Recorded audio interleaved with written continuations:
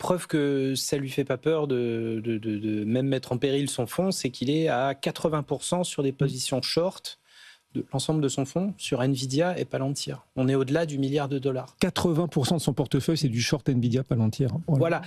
Parallèlement, et John Plassard nous le disait très intelligemment, il est positionné, mais alors là, de manière acheteuse, sur la tech chinoise. Et ça, c'est quand même un pari, une forme de long short qui est assez étonnante et qui est assez parlante. Maintenant, voilà, il s'agit d'une position à plus d'1 milliard de dollars. Michael Burry, il ne se lève pas à moins d'un effet de levier x10. Donc là, il est question de faire tanguer le marché sévèrement. Du coup, vous avez peur, Cyril, ou au Non. contraire plutôt tranquille face aux valorisations là? Non, pas tranquille, parce qu'on fait un métier où ça peut bouger du jour au lendemain. Mais je suis assez d'accord sur la tech chinoise, mais on en parlera après. Je vais juste répondre à la première question, en tout cas la tech asiatique au sens large. Non, je pense qu'il y a deux choses qui se passent. C'est qu'effectivement, on a quand même un changement de paradigme sur les valeurs de croissance américaines. C'est-à-dire que pour nous, une valeur de croissance européenne, c'est une valeur fragile parce qu'elle délivre beaucoup de croissance, elle n'a pas un bilan très solide, elle est petite et quand elle sera grande, elle marchera bien.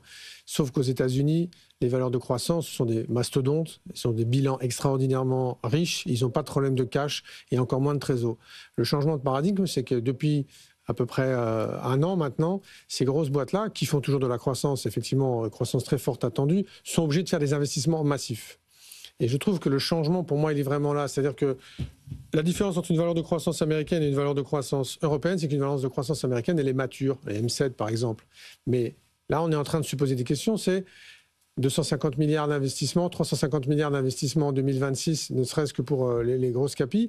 Est-ce que les bilans vont être capables de supporter ça? Et si les bilans sont capables de supporter ça, est-ce que ça va être rentable?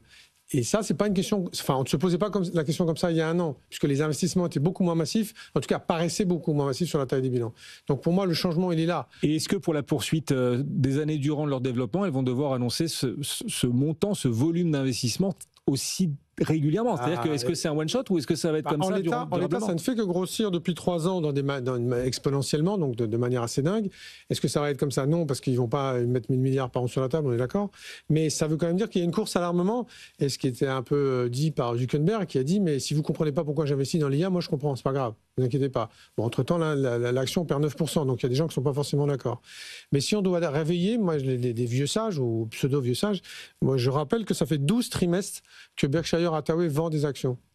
C'est une des premières fois dans l'histoire du fonds où donc Warren Buffett, pour tout le monde, commence à vendre des actions. Ça fait 12 trimestres. Qu'il a tort. Qu'il a tort. Mais le bon sens aujourd'hui, c'est d'être long ou c'est d'être short? A priori, si vous étiez dans le marché jusque-là, c'est plutôt de commencer à prendre une partie des bénéfices. Mais le sujet, c'est que quand même, lui, normalement, il connaît bien les marchés. C'est plutôt un investisseur value, c'est plutôt un investisseur très long terme.